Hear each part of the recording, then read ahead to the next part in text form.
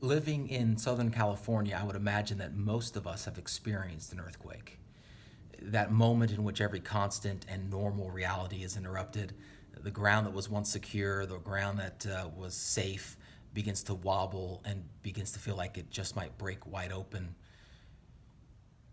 Eventually, the earthquake stops, and we go back to life as normal, except for the occasional tremor that might follow up, right?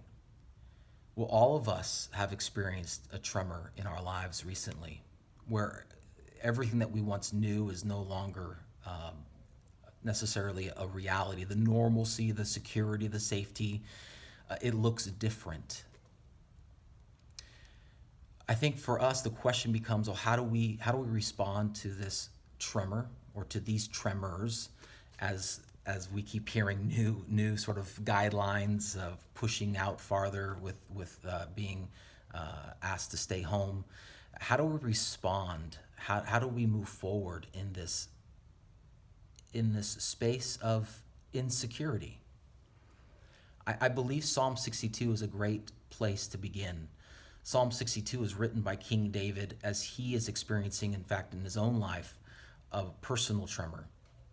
He's actually being pursued by some of his enemies, his political enemies that are trying to kill him.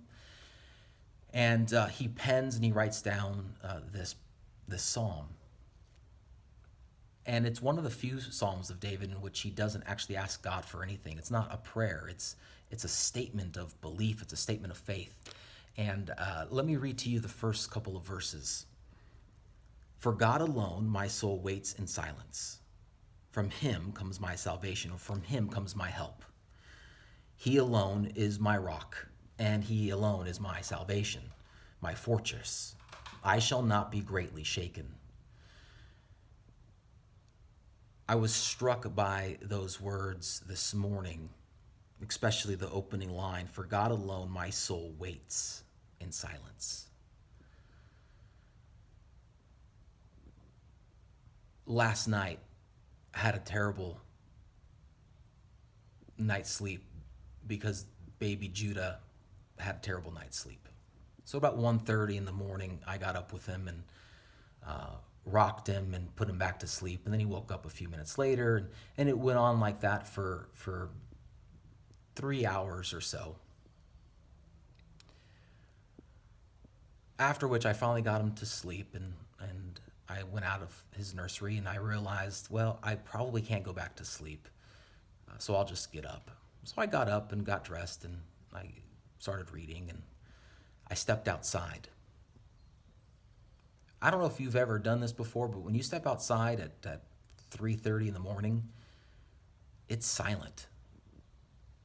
There's no sound. The birds aren't chirping. There's nothing happening. It is the most oddly peaceful, eerily so at times. But there was this internal feeling that I experienced. This silence. I was submitting to it. It was me submitting to the silence. I wasn't going to go out into the street and begin to scream and yell. Almost I felt like I was tiptoeing myself out and about because I wanted to maintain the silence. And I think that's what David is meaning here in this particular psalm when he uses the word silence. For God alone my soul waits in silence or in submission. He says, I want to keep this. I want to keep this posture. I want to submit to you, God, because you are the only help that I have. You are my rock when the rest of this world is shaking and insecure.